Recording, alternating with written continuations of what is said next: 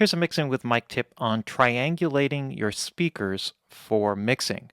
Some very confusing things to people about setting up their speakers, and I wanted to kind of clear this up just so you have an idea of the best way to set up your monitors when you're setting them up for mixing, and for any work that you do.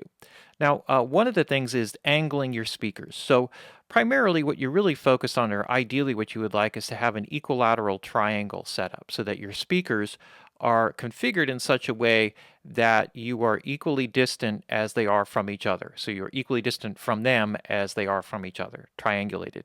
Now, this is not always the perfect scenario. So in narrower rooms, they may be slightly wider in depending upon the way the room is narrow, or they may be closer together than that based off of your situation.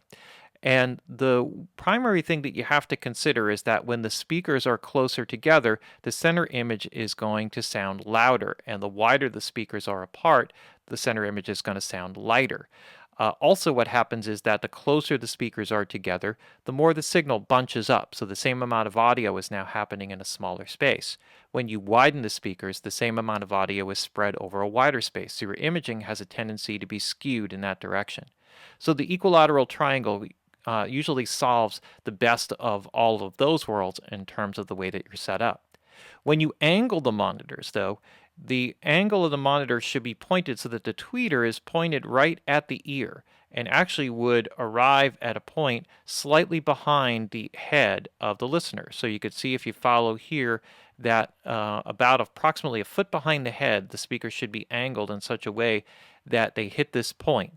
In fact, the way that they get tuned in studios is they actually put a board with a target on it, and when they mount the speakers, the big monitors on the walls, they actually mount a laser pen on the tweeter that's perfectly flush to the surface of the speaker, and they angle it so that it points at this exact point, so that from the sweet spot, as it's called, the listening position, the tweeter elements, because they're most directional, need to be focused directly at the ear.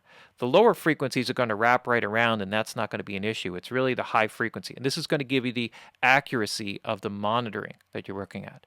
Another mistake that I see with a lot of people is that the height of the speakers is not correct. So your head should be at the same height level, or the speaker should be at the same height level as your head.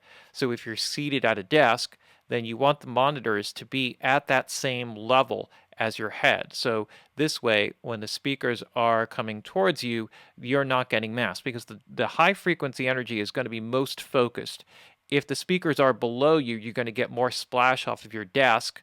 And also, because the high frequency drivers are lower, then a little bit more of the energy is going to shoot below you as opposed to hitting you directly.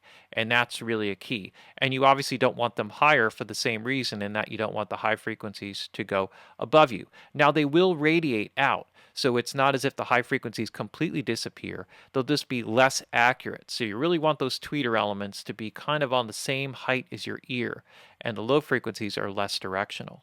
So this is a couple basic ideas that are very important.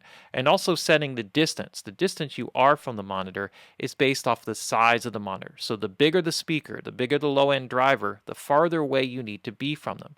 You can really tell this if you actually set up your speakers, whatever size they are, and if you can set it up in such a way that you can move your chair closer and farther away from the speakers, what you'll find is that as you pull away and move toward, you'll find a sweet spot, a place where the sound really seems to come together.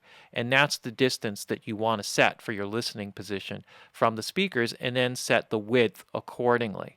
So that distance is critical, and it's based off of the size of the monitor, and that's really the key principle. So there's your mixing with Mike tip on triangulating and setting up your speakers for mixing.